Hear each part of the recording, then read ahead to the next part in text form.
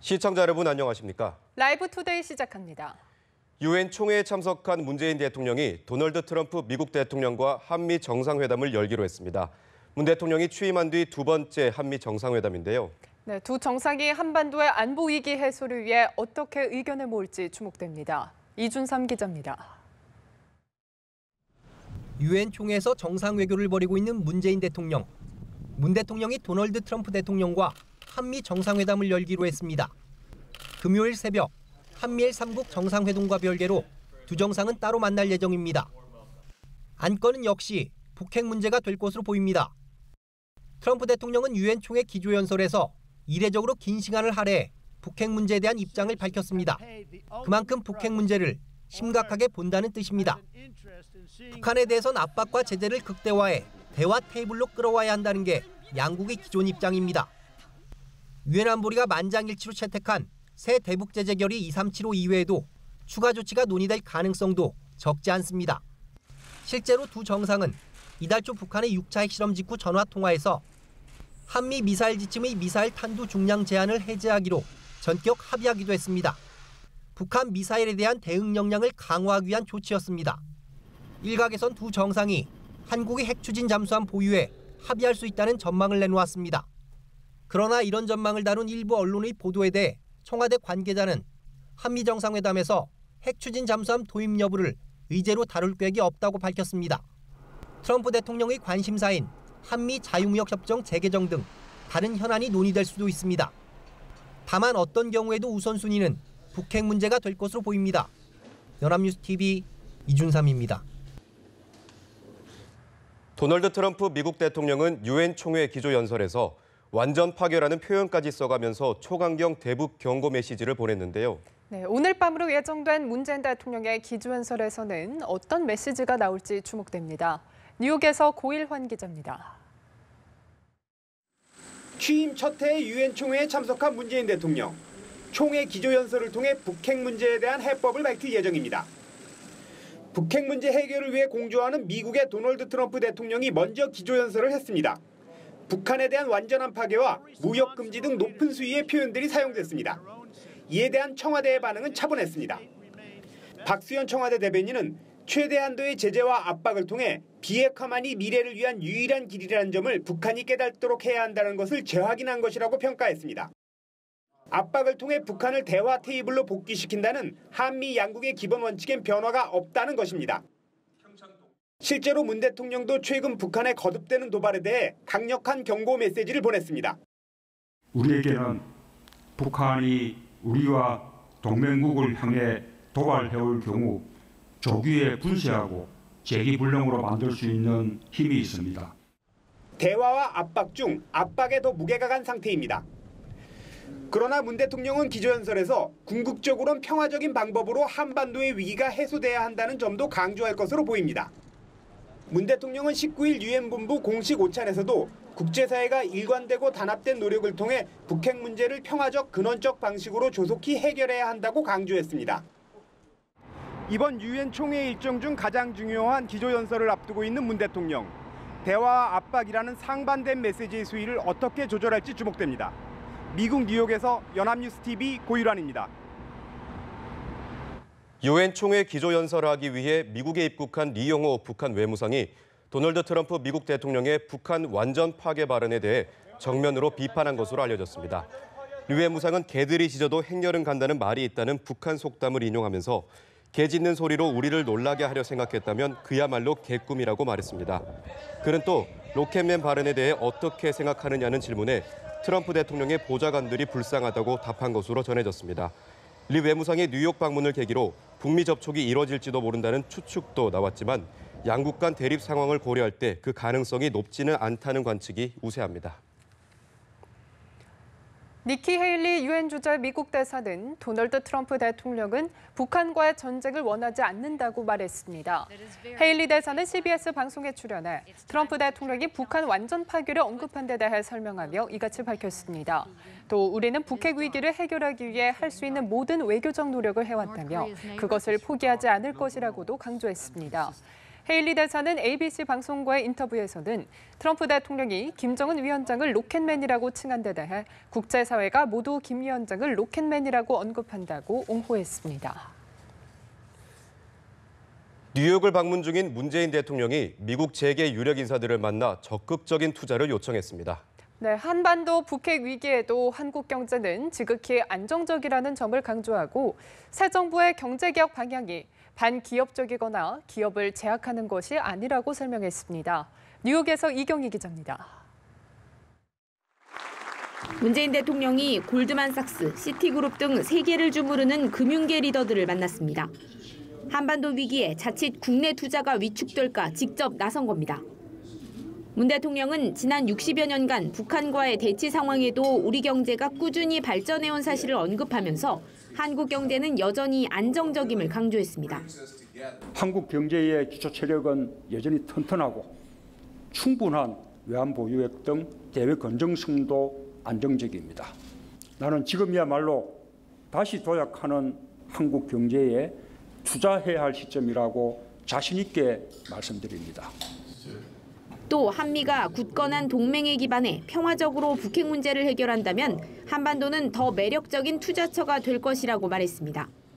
문재인 대통령은 세계 금융의 중심지 뉴욕에서 새 정부의 경제 철학과 정책 방향을 적극 알리는 동시에 한반도 북핵 리스크에 대한 우려를 불식시키는 데 주력했습니다. 문 대통령은 쏟아지는 투자자들의 질문에 직접 답했습니다. 특히 새 정부가 추진하는 경제 재벌 개혁 방향이 반기업적이거나 기업을 제약하는 개념이 아니라고 설명했습니다. 재벌 체제로 인해서 한국 경제가 불투명해지고 또 불공정한 측면이 있습니다. 재벌 개혁은 재벌의 경제 활동을 억압하고자 하는 것이 아니라 재벌 자신의 세계적인 경쟁력을 더 높여주게 될 것이라고 그렇게 생각합니다. 한미 FTA와 관련해선 미국의 개정 협상 요구에 성실히 임할 것이라면서도 FTA의 호혜성에 대해 정당한 평가를 바란다고 당부했습니다. 청와대는 역대 대통령들이 뉴욕에서 경제인을 만난 적은 있었지만 이번처럼 대규모로 해외 투자자들에게 경제 정책과 현안을 직접 설명하고 질의응답까지 가진 건 처음이라며 의미를 부여했습니다. 연합뉴스TV 이경입니다. 김현종 통상교섭본부장이 로버트 라이트하이저 미국 무역대표부 USTR 대표와 처음 만났습니다. 산업통상자원부는 김현종 본부장과 라이트하이저 USTR 대표가 미국 워싱턴 DC에서 통상장관 회담을 개최하고 한미 FTA 관련 진전 방안을 논의했다고 밝혔습니다. 지난달 22일 한미 FTA 공동위원회에서 영상회의를 통해 의견을 나눈 이후 두 사람이 직접 만난 것은 이번이 처음입니다. 구체적인 논의 내용은 알려지지 않았지만 김 본부장이 미국의 요구 등에 대한 한국의 입장을 설명하며 한미 FTA의 호혜성에 대해서도 거듭 강조했을 것으로 추정됩니다. 정부가 국제기구를 통해 대북 인도적 지원 사업을 재개할지 여부가 오늘 결정됩니다. 네, 지원 시기는 남북 상황을 고려해 결정한다는 게 정부의 입장이지만 국제기구의 사업 계획상 연내에 지원할 거라는 전망이 많습니다. 김혜영 기자입니다. 범정부협의체인 남북교류협력 추진협의회가 정부의 국제기구를 통한 북한 영유아 임산부 지원 방침을 확정할 것으로 알려졌습니다. 조명균 통일부 장관이 위원장을 맡는 협의회는 오전 9시 30분 회의를 열고 이 같은 안을 의결합니다. 청와대와 정부가 그동안 시기 적절성 논란에도 지원 방침을 고수해온 만큼 원안대로 결정될 전망입니다. 지원 방침이 결정이 되면 그에 따라서 지원 내역이라든지 일정한 그 계획이 나올 것으로 생각합니다. 통일부는 지원 방침이 확정되더라도 구체적인 지원 시기는 남북관계 상황 등을 고려해 결정한다는 입장입니다. 그러나 통일부가 지원하려는 국제기구의 사업계획상 지원은 연내에 이루어질 가능성이 높습니다. 정부는 원안대로라면 유니세프와 세계식량계획에 800만 달러, 우리 돈 약 90억 원을 지원합니다. 450만 달러는 세계식량계획이 추진하는 북한 아동과 임산부, 수유부의 영양 지원 사업에, 350만 달러는 유니세프의 북한 영유아와 임산부의 백신, 필수의약품 제공, 영양실조 치료 사업에 쓰입니다. 연내에 지원이 단행된다면 지난 2015년 12월 이후 약 2년 만이자 문재인 정부 들어 첫 지원 사례로 기록됩니다. 연합뉴스 TV 김혜영입니다. 국회가 진통 끝에 김명수 대법원장 후보자의 임명동의안 심사 경과 보고서를 채택했습니다. 김 후보자의 운명은 오늘 오후 국회 본회의에서 결정될 전망입니다. 홍재성 기자입니다. 김명수 후보자 인준안 표결을 하루 앞두고 열린 국회 인사청문특위 전체회의. 진통 끝에 김 후보자에 대한 심사 경과 보고서를 채택했습니다. 대법원장 김명수 임명동의안 심사 경과 보고서를 배부해드린 유인물과 같이 채택하고자 하는데 이의 없으시죠? 이의가 없으므로 가결되었음을 선포합니다. 청문회가 끝난 뒤 일주일 만에 채택된 보고서에는 적격, 부적격 의견이 모두 담겼습니다. 보고서는 김 후보자 임명에 반대하는 자유한국당 의원들이 불참한 가운데 채택됐습니다. 정치권에서는 보고서가 통과된 것이 인준 표결에도 긍정적인 영향을 미칠 것이란 관측이 나옵니다. 직권상정으로 표결 절차를 밟았던 김희수 전 헌법재판소장 후보자는 2표 차로 고배를 마쳤습니다. 이제 김 후보자의 운명은 오후 열리는 국회 본회의에서 판가름 나게 됐습니다. 현재로서는 표결 결과가 여전히 안개 속이란 관측과 함께 통과 가능성을 조심스럽게 점치는 관측이 혼재돼 있는 모습입니다. 더불어민주당과 자유한국당이 팽팽한 표대결을 펼칠 것으로 예상되는 가운데 결국 캐스팅 보트를 쥔 국민의당 의원들의 표심이 결과를 좌우할 것이란 관측에 무게가 실리는 상황. 향후 전국 주도권과도 직결된 김 후보자의 운명에 정치권은 물론 국민들의 관심이 쏠리고 있습니다. 연합뉴스 TV 홍재성입니다. 김명수 후보자 인준안 표결을 앞둔 정치권은 긴장에 휩싸인 분위기입니다. 더불어민주당은 극도로 몸을 낮춘 채 전방위 여론전을 전개하고 있고 자유한국당은 공개적으로 반대 입장을 천명하며 양보 없는 표대결을 예고했습니다. 정영빈 기자입니다. 김명수 대법원장 후보자 임명동의안 표결을 앞두고 국회는 긴장감 속에 분주하게 움직였습니다. 민주당과 한국당은 김 후보자 인준 여부가 표대결을 통해 결론 날 것으로 보고 각자 찬성과 반대표를 끌어모으기 위한 총력전을 벌였습니다. 야당에서 최소 20개의 찬성표를 얻어와야 하는 민주당 지도부는 극도로 몸을 낮췄습니다. 사법개혁과 사법부 독립을 이룰 적임자 인지를 우선적으로 판단해 주시기 바랍니다. 다시 한번 야당의 적극적인 지지와 협조를 간곡히 호소드립니다. 소속 의원 121명 전원은 물론 청와대 정무라인까지 모두 투입돼 야당 의원을 설득하는 데 주력했습니다. 반면 자유한국당은 인준 반대를 당론으로 못 받고 내부 표단속을 벌였습니다. 동성애만 문제되는 것이 아니고 이념적 편향성까지 문제되는 김희수 헌법재판소장보다도 더 위험하다. 그래서 우리 당 의원들이 한마음이 돼서 정우택 원내대표는 국민의당 김동철 원내대표를 찾아가 반대에 동참해달라고 설득했습니다. 캐스팅 보트를 쥐고 있는 국민의당은 상당수 의원이 아직까지 속내를 밝히지 않고 있습니다. 국민의당 한 의원은 의총에서 찬성 입장을 밝힌 의원이 많았지만 아무 말도 하지 않은 의원이 더 많았다며 내부 분위기를 전했습니다. 다만 표결을 앞두고 추미애 대표와 안철수 대표가 전격 회동할 예정이어서 인준안 처리가 급물살을 탈지 주목됩니다. 연합뉴스 TV 정영빈입니다. 송영무 국방부 장관의 발언을 놓고 야3당의 비판이 계속 이어지고 있습니다. 특히 자유한국당과 바른정당은 송 장관이 문정인 특보를 비판했다가 하루 만에 사과한 것을 지적하며 장관 자질이 없다고 공격했습니다. 팽재훈 기자입니다. 송영무 장관의 문정인 특보 비판을 칭찬했던 자유한국당은 송 장관이 사과의 뜻을 밝히자 언제 그랬냐는 듯 자진 사퇴를 촉구했습니다.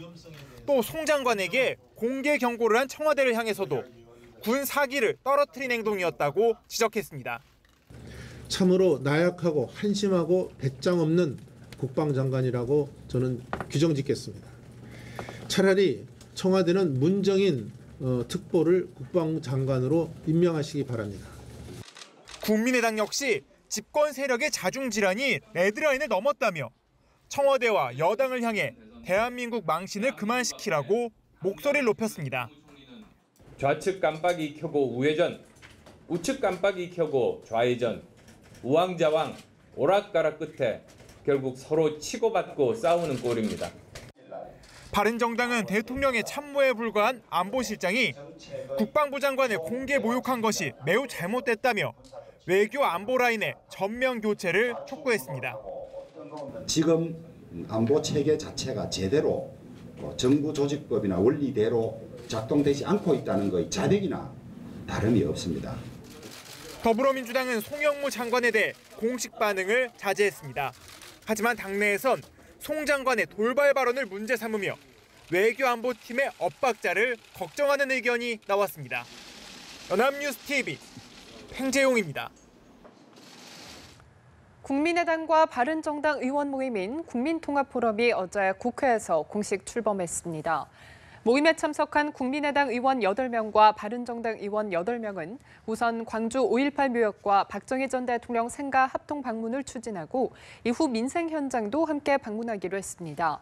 일각에서는 두 야당의 이번 모임이 내년 지방선거에서의 선거 연대나 나아가 통합론 등 정계 개편 논의에 영향을 줄 수 있다는 관측도 나오고 있습니다.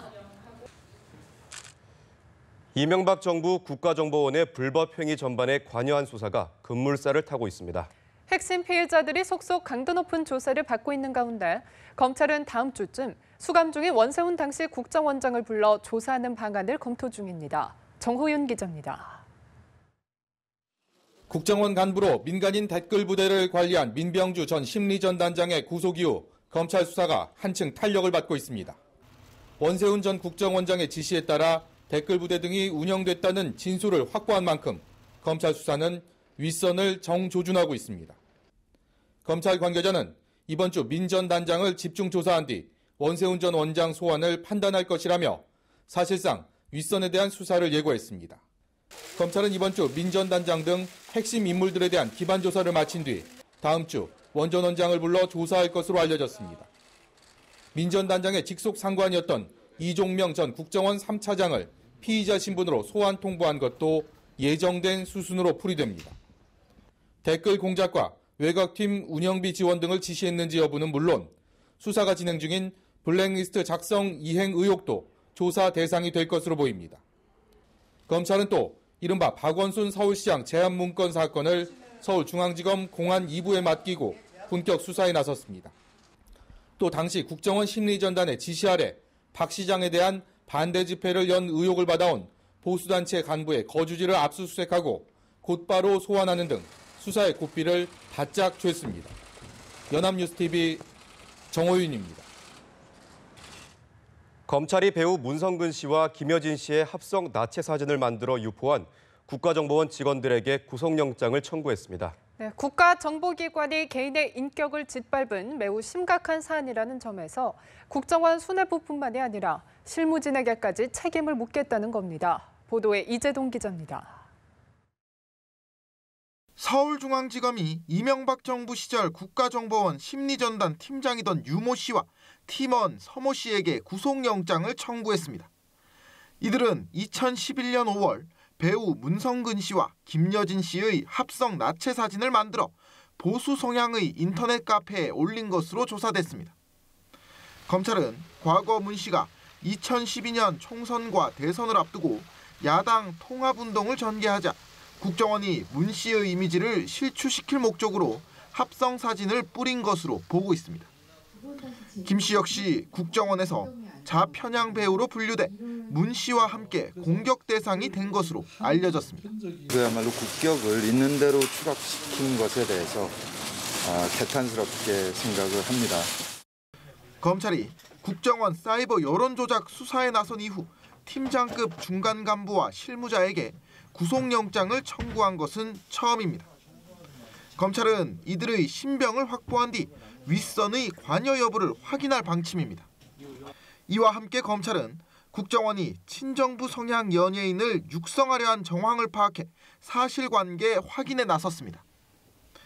국정원은 문 씨 등과는 거꾸로 이른바 우파 연예인의 활동을 지원하고 정부나 공공기관의 공익 광고 모델로도 우선 섭외하는 방안을 제안한 것으로 알려졌습니다. 연합뉴스TV 이재동입니다.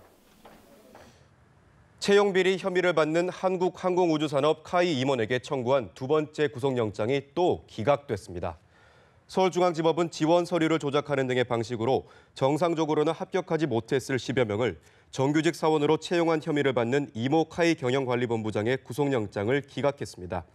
검찰은 지난 4일에도 이 본부장에게 구속영장을 청구했지만 법원은 피의자의 죄책에 관해 다툼의 여지가 있다는 등의 이유로 기각한 바 있습니다.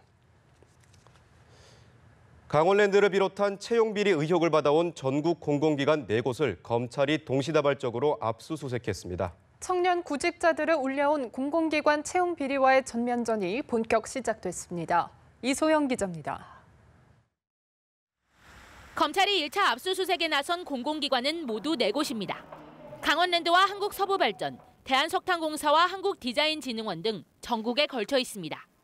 강원랜드는 2013년 11월 수질, 환경 분야 전문가를 공개 채용하면서 지원 자격에 미달하는 자유한국당 권성동 의원의 비서관을 특혜로 뽑았다는 의혹을 받아왔습니다. 서부발전은 산업통상자원부 담당자의 입김으로 사장이 선임된 것으로 알려졌고, 석탄공사는 성적이 낮은 사장의 조카를 인턴으로 뽑은 뒤 정규직으로 전환하는가 하면, 디자인진흥원은 직원을 채용하며 점수 조작으로 전 원장의 딸 등을 합격시켰다는 의심을 받고 있습니다. 감사원은 이 같은 내용의 감사 결과를 내놓으면서 석탄공사 권혁수 사장과 강원랜드 최응집 전 사장 등 8명을 업무방해 혐의 등으로 검찰에 수사 요청했습니다. 앞서 이낙연 국무총리는 공공기관의 채용 비리에 대한 엄벌 의지를 내비쳤습니다. 공공기관에서 이렇게 어처구니 없는 채용 비리가 장기간에 걸쳐서 엄청난 규모로 관행처럼 자행된 것은 결코 용서할 수 없는 반사회적 범죄입니다. 검찰은 압수수색을 통해 확보한 업무용 컴퓨터와 내부 서류를 통해 채용 비리 정황을 확인한 뒤 관련자 소환에 나설 방침입니다. 연합뉴스TV 이소영입니다.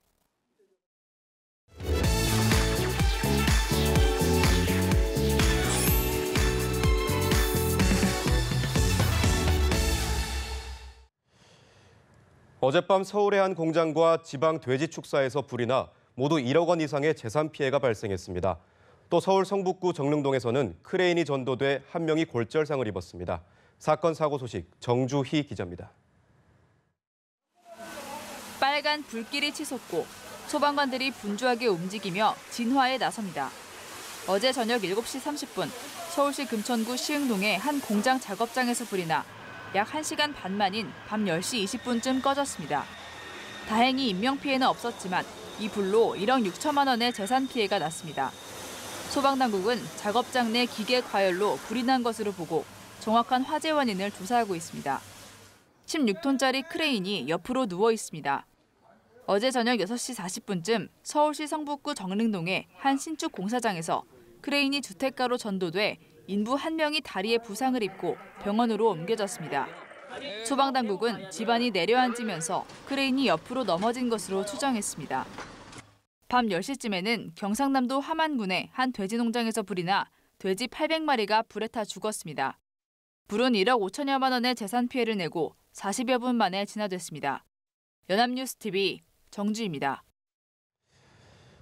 같은 보이스피싱 일당의 조직원을 감금, 폭행하고 돈을 뜯어낸 10대들이 경찰에 붙잡혔습니다. 보이스피싱 조직의 담보로 맡긴 체크카드가 범행에 사용되자 복수에 나선 건데요. 가해자와 피해자 모두 구속됐습니다. 이동훈 기자입니다. 경남 창원시의 한 모텔 안. 두 남성이 복도에서 가운만 입고 검은 옷을 입은 남성을 따라 방으로 들어갑니다. 알고 보니 다른 방에서 옷을 갈아입고 들어간 방에 감금된 채 폭행을 당한 겁니다. 폭행을 주도한 남성은 고등학교 3학년생 안모군입니다. 보이스피싱 조직에 가담했던 안군은 지난 6월 같은 조직에 있던 19살 최모군이 자신의 체크카드를 보이스피싱에 사용했다는 것을 알게 됐습니다. 세 차례 보이스피싱 범행 경험이 있어 수법을 잘 알고 있던 안군은 자신의 체크카드를 또 전달해주겠다며 최군을 불러냈습니다. 이들에게 속은 최군은 12시간 넘게 모텔에 갇혀 폭행당하고 현금과 금반지 등 350만 원 상당의 금품을 빼앗겼습니다. 보이스피싱 피해를 당하고 나서 보복 차원에서 그리고 손쉽게 돈을 벌어보기 위해서 납치 폭행하여 강도를 한 안군의 범행은 지난 8월 보이스피싱 사기로 검거된 최군 등 2명을 조사하는 과정에서 드러났습니다. 경찰은 안군 등 10대 4명을 특수강도 혐의로 구속하고 해당 보이스피싱 조직도 수사하고 있습니다.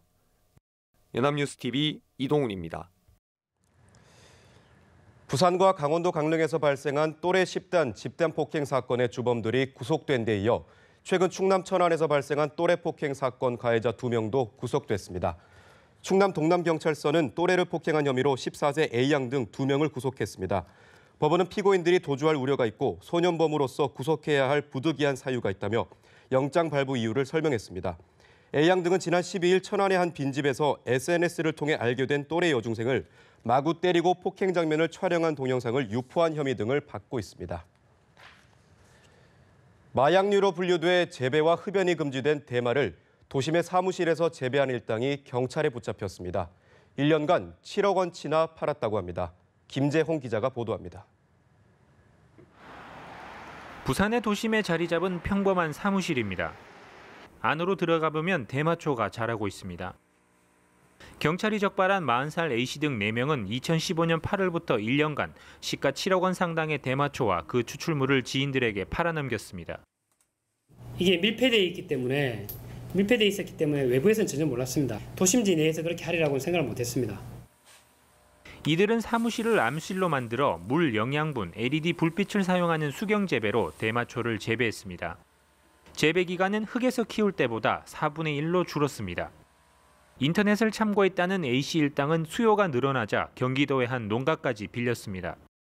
작곡가와 사진작가 등 지인들은 이런 대마초를 사들여 상습적으로 피웠고 단순 흡연자도 20명에 달했습니다. 해외 일부 국가에서는 대마가 합법화된 나라들이 있기 때문에 그쪽에서 유학을 했던 사람들의 경우 대마초를 피는 것에 대해서 그렇게 큰 죄의식 없이 핀 사람이 있었습니다. 경찰은 A씨 일당을 비롯해 상습 흡연자 등 12명을 마약류 관리에 관한 법률 위반 혐의로 구속하고 단순 흡연자 20명을 불구속 입건했습니다. 경찰은 외국으로 도피한 3명을 포함한 공범 6명을 추적하고 있습니다. 연합뉴스 김재홍입니다. 일본 도시바가 반도체 자회사인 도시바 메모리를 우선 협상 대상자인 한미일 연합에 매각하기로 했습니다. 이 연합에는 SK하이닉스가 포함되어 있는데요. 도시바의 반도체 메모리 부분 매각으로 전 세계 반도체 시장의 판도 변화에 관심이 쏠리고 있습니다. 도쿄에서 김정선 특파원입니다. 도시바가 반도체 자회사인 도시바 메모리를 우선 협상 대상자인 한미일 연합에 매각한다는 방침을 결정했다고 교도통신이 보도했습니다. 교도통신은 관계자를 인용해 도시바가 이사회를 열어 지난주 체결한 매각 양해 각서를 승인했다고 전했습니다. 인수 총액은 약 24조 원에 이릅니다. 미국 베인캐피털이 주도하는 한미일 연합에는 SK하이닉스는 물론 미국의 애플, 델 등이 참여한 것으로 알려졌습니다.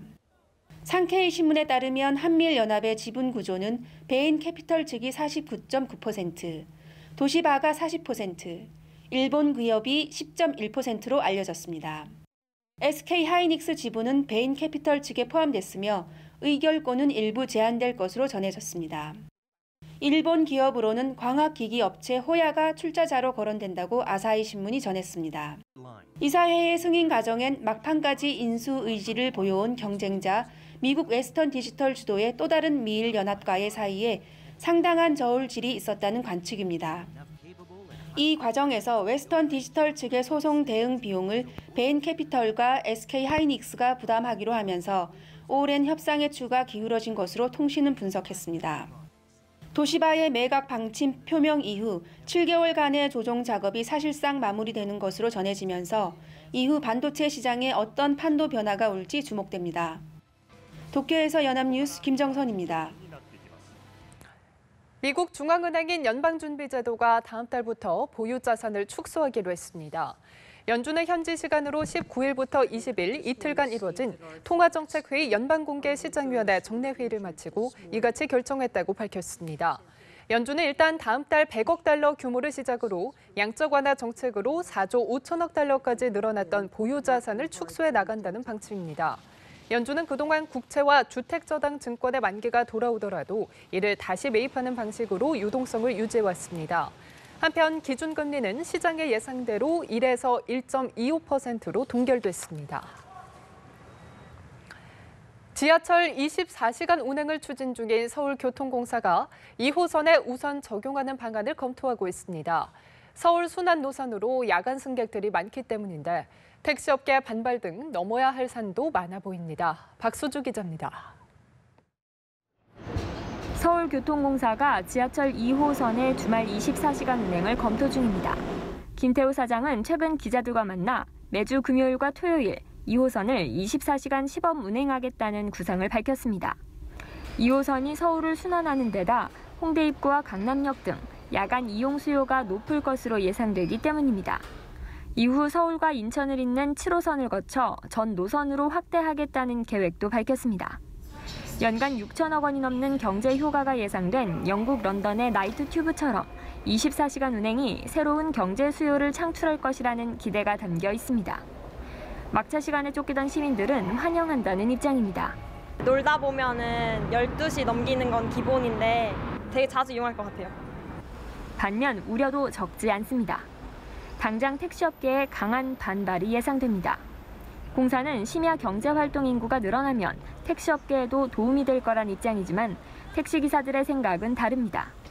기다렸다가 술을 더 먹고 대중교통을 이용하지 택시 탈 손님들은 드물다는 얘기죠. 연간 3천억 원에 달하는 공사의 적자 폭이 더 커질 수도 있습니다. 도시철도공사는 지난해 7호선 일부 구간의 심야 운행에 연간 26억 원이 들 것으로 추정한 바 있습니다. 노후 지하철의 안전과 인력 운용도 문제입니다. 서울교통공사는 연말까지 연구 용역을 통해 운행 노선과 적정 요금 등을 추가로 검토한 뒤 구체적인 방침을 내놓을 계획입니다. 연합뉴스 TV 박수주입니다.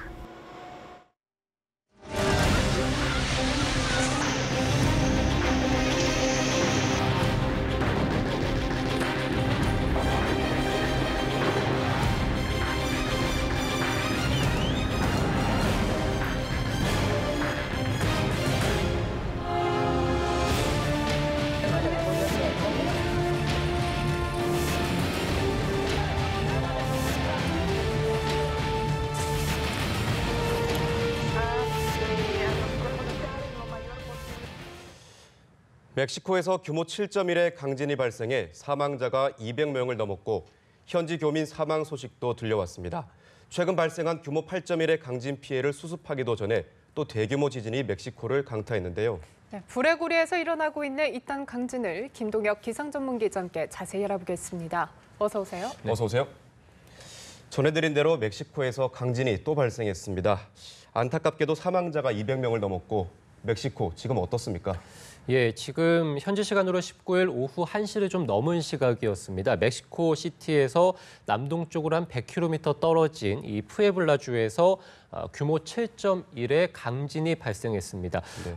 불과 이제 12일 전이었습니다. 지난 7일에 규모 8.1, 멕시코에서 역대 가장 강력한 지진이 해상에서 발생한 이후에 지금 12일 만에 또 한 번 강진이 발생하면서 피해가 굉장히 크게 발생하고 있고요. 멕시코 당국에서는 지금까지 사망자는 220여 명이다 이렇게 밝혔고 멕시코시티의 한인 소유 건물이 붕괴하면서 그곳에서 일하던 41살 이모 씨, 그러니까 한인 이모 씨도 숨진 것으로 현재 또 알려져 있습니다. 강진으로 좀 땅이 많이 흔들렸고요. 수만 명이 거리로 쏟아져 나오면서 대혼란이 빚어졌습니다. 도심 건물 곳곳이 붕괴를 하면서 매몰자가 굉장히 크게 일어나고 있고요. 무너진 건물 잔해가 도로로 이제 쏟아져 나오면서 도로가 많이 갈라졌습니다. 그래서 극심한 교통체증이 발생했고 지진 여파로 가스배관이 파손되고 곳곳에서 화재가 발생하면서 2차 피해도 우려되는 상황입니다. 일부 지역에서는 전력 공급도 중단된 것으로 알려져 있습니다.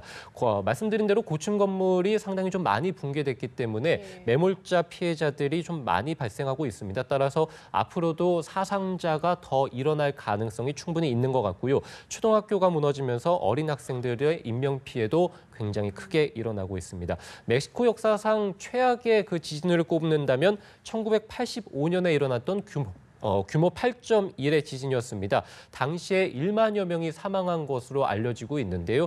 그 이후에 가장 큰 인명피해로 기록될 것으로 예상이 되고요. 멕시코는 강진 희생자들을 추모하기 위해서 사흘간 국가 애도 기간을 선포했습니다. 최근 강진이 일어난 곳들을 살펴보면 멕시코가 있었고 또 필리핀, 일본, 중국, 스촨성 등 모두 불의 고리라고 불리는 지역들인데요. 최근에 이런 지역에서 지진 활동이 잦은 이유가 있을까요? 예, 사실 전 세계적으로 봤을 때 1년에 규모 2.5 이상의 지진은 2만여 차례 이상 발생하게 되고요. 그중에서도 규모 5가 넘는 지진들도 1,600차례 이상 발생하게 됩니다. 그중에서 80에서 90%가 조금 전에 말씀드린 불의 고리 지역들에서 지진 활동들이 많이 발생하고 특히 이제 규모 7, 8에 달하는 강진들이 이 불의 고리 지역을 중심으로 해서 발생하게 됩니다. 최근에 이틀 동안에 발생한 지진만 보더라도 대만에서 현지 시간 20일 밤에 동쪽 해역에서 규모 5.7의 지진이 있었고요. 남태평양 바누아투 섬에서도 현지 시각으로 21일 오전 규모 6.4의 지진이 있었습니다. 또 일본 동해에서도 오늘 규모 6.1의 지진, 물론 해상이었습니다만 굉장히 강한 지진이 발생하게 됐고요. 네. 뉴질랜드에서도 현지 시각으로 20일 오후 규모 6.1의 지진. 그래서 지금 이틀 동안에만 규모 5가 넘는 지진이 불의 고리에서 4차례 발생하게 됐습니다. 최근 1년 동안만 보더라도 일본에서 규모 5.3, 미국에서 6.6, 멕시코에서 지금 규모 7.1, 칠레에서도 규모 5.8. 그래서 지금 보시는 것처럼 굉장히 강한 지진들이 태평양을 둘러싼 이 여러 나라들에서 발생하게 되고요. 특히 이제 그 지역들에서 화산 활동들이 활발하게 일어납니다. 그래서 주로 이제 환태평양 조산대라고 부르고 그것이 이제 원의 모양을 하고 있기 때문에 우리가 특별히 이제 불의 고리라고 부르게 되는데요. 아무래도 지금 그래픽을 통해 보시는 것처럼 태평양판이 굉장히 거대하게 있고 그 주변의 여러 나라들에서 크고 작은 지각판들이나 해양판들이 존재하게 됩니다. 그렇다는 얘기는 판과 판, 그러니까 해양판과 지각판 또는 지각판과 지각판에서의 밀도 차이가 있게 되는데 해양판이 지각판보다 밀도가 높게 되죠. 그렇기 때문에 해양판이 지각판 밑으로 깔려 들어가면서 화산 활동이나 지진 활동들이 활발히 일어나게 되고요. 결과적으로는 불의 고리 주변 지역에서는 판과 판의 경계들이 굉장히 많기 때문에 또 밀도 차이가 굉장히 크게 좀 차이가 나기 때문에 큰 화산 활동이라든지 지진 활동들이 활발히 벌어집니다. 네, 이번 지진으로 지난 7일 멕시코에서는 강진이 일어났었죠. 그런데 그때는 100명 넘게 사망했었고 이번 강진으로는 200명이 넘게 사망했는데 왜 이렇게 인명피해가 많은 걸까요? 예, 말씀해 주신 대로 지난 7일에 멕시코 해상에서 이제 지진이 규모 8.1이 발생했고 멕시코 역사상 가장 강한 지진이었고 100여 명이 사망했습니다. 이번 지진은 그것보다는 규모가 조금 낮은 7.1이었고 사망자가 지금까지 220여 명, 물론 이제 더 사망자가 늘어날 것으로 예상이 됩니다만 아무래도 해상에서 발생한 것보다는 내륙에서 발생한 지진이 아무래도 인명 피해가 더 클 수밖에 없게 되겠고요. 네. 또 하나는 이제 인구 밀도의 차이를 들 수 있겠는데요. 아무래도 대도시에서 발생하고 인구 밀도가 높은 지역들, 그러니까 주로 이제 대도시에서 발생한 지진들은 건물들의 피해가 굉장히 크기 때문에 인명 피해가 훨씬 더 크게 발생할 수밖에 없습니다. 예를 좀 들자면 1995년에 일본 고베에서 굉장히 큰 대지진이 발생했습니다. 규모 6.9였고 사망자가 5천여 명이었고요. 건물 파괴만 40만 채 이상 발생하게 됐습니다. 최근에 2016년에 구마모토에서 규모 7.3이 발생했는데 사망자가 50여 명이었거든요. 네.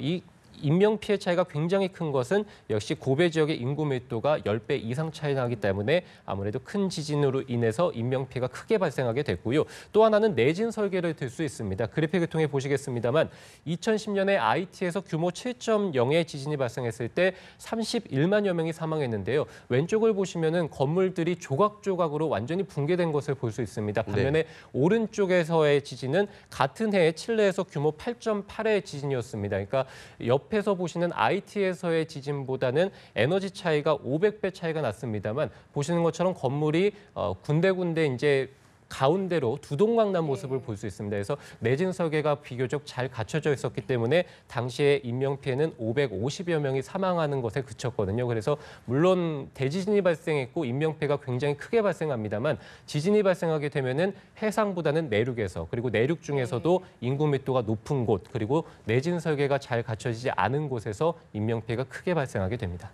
네, 이렇게 강진이 날 때마다 많은 분들이 궁금해하실 것 같은데요.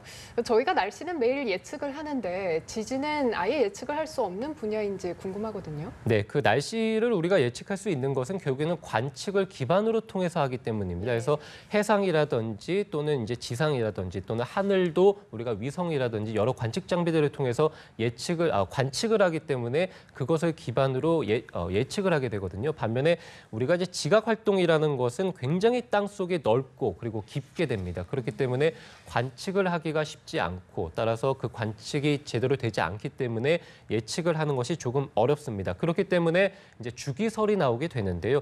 과거에 굉장히 많은 지진들 그리고 강한 이 지진들이 어떤 특정 지역에서 발생하게 됐다면 현재에도 그리고 미래에도 그와 비슷한 패턴의 강진들이 발생할 수 있다라는 주기설이 이제 나오게 됩니다. 그래서 많은 전문가들이 1950년대에서 60년대의 강한 지진들, 지금 보시는 것처럼 러시아에서 규모 9.0 그리고 알래스카에서도 9.2 지진이 발생했고 이후에 50년 동안 대지진들이 좀 잠잠하다가 다시 또 2004년에 인도네시아에서 규모 9.1 이후에 동일본 대지진 그리고 칠레에서도 8.3의 지진이 발생했습니다. 그래서 50년 주기로 대지진들이 발생하게 되고 그것이 20년 동안 지속된다. 그래서 이런 불의 고리에서 어떤 20년, 50년 주기설이 있게 되는데요. 아무래도 지진 관측을 시작한 게 100년 정도밖에 안 되기 때문에 이런 좀 근거가 부족하지 않냐라는 일부 반론도 좀 있긴 합니다. 네, 지금까지 김동혁 기상 전문 기자와 함께 이야기 나눠봤는데요. 멕시코 피해가 부디 잘 수습되길 바라겠습니다. 고맙습니다. 고맙습니다.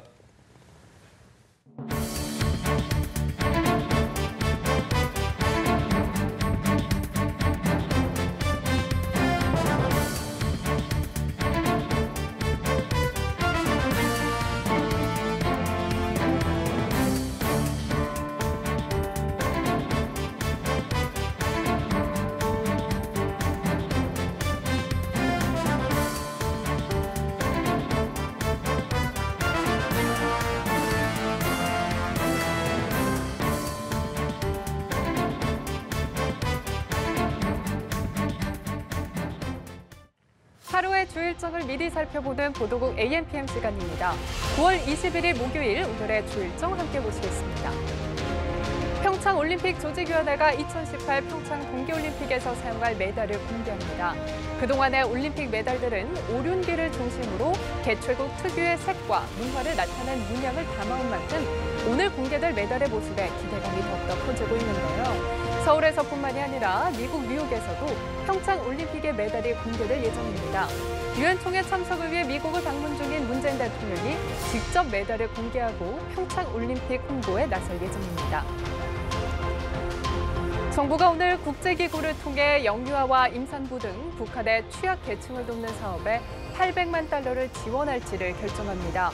정부는 유니세프와 세계식량계획 등 유엔 산하 국제기구의 요청에 따라 800만 달러 규모의 대북 인도적 지원을 진행하는 방안을 논의할 예정인데요. 정부는 대북 인도적 지원은 정치, 군사적 상황과 관계없이 지속해서 추진한다는 원칙을 강조해와서 오늘 회의에서 지원 결정이 내려질 것으로 예상됩니다. 김명수 대법원장 후보자의 임명 동의안 표결을 위한 원포인트 본회의가 오늘 오후 국회에서 열립니다. 양승태 대법원장의 임기가 24일에 끝나는 만큼 오늘 김 후보자가 국회 문턱을 넘지 못한다면 헌정사상 초유의 대법원장과 헌법재판소장 동시 공백 사태가 빚어질 전망인데요. 김 후보자 인준을 위해서 여당인 더불어민주당은 소속 의원 121명이 모두 나섰고 야당인 자유한국당은 당론으로 반대 입장을 확정했습니다. 캐스팅 보트를 쥔 국민의당은 자유투표에 맡긴다는 방침입니다. 오늘 주목할 일정은 여기까지입니다. 지금까지 보도국 AMPM이었습니다. 오늘도 전국이 맑은 가운데 공기가 깨끗하겠지만 일교차가 크게 벌어지겠습니다. 자세한 날씨는 기상캐스터 연결해서 알아보겠습니다. 김지은 캐스터. 네, 요즘 일교차 때문에 옷 입는 것조차 일이 돼버렸죠. 오늘은 어제보다도 일교차가 더 벌어지겠습니다. 아침에는 중부에 이어 남부지방까지도 15도를 밑돌며 쌀쌀하게 출발했지만 한낮 기온은 어제보다 더 올라가겠습니다. 한낮에 최고 서울이 26도, 대구가 27도, 3.9도까지 떨어졌던 대관령 등 강원 산간 지역은 한낮에 20도를 웃돌겠습니다. 낮 동안에는 제주를 제외하고 전국적으로 햇살도 뜨겁기 때문에 얇은 긴팔이나 크게 추를 타지 않는 이상 반팔 차림을 해도 무리가 없겠습니다. 때문에 반팔이나 얇은 소재 긴팔 상의를 입되 가벼운 겉옷 하나는 챙겨주면 더 좋을 것 같습니다. 한편 내륙 곳곳에 안개가 껴 시야가 다소 흐릿한데요. 공기는 깨끗합니다. 전국 미세먼지 농도 보통에서 좋음 수준을 보이겠습니다. 단 자외선 지수가 높겠고 오존 농도는 대전과 충남, 경남에서 짙어지겠습니다. 동해안은 오전까지 너울로 인해 파도가 높게 치겠고요. 오늘도 해수면 높이가 높아서 저지대에서는 침수 피해 나지 않도록 주의하셔야겠습니다. 주말까지 맑은 하늘 계속되겠고요. 일교차는 크겠습니다. 지금까지 날씨 해드렸습니다. 이상으로 라이브 투데이 마칩니다. 함께해 주신 여러분 고맙습니다.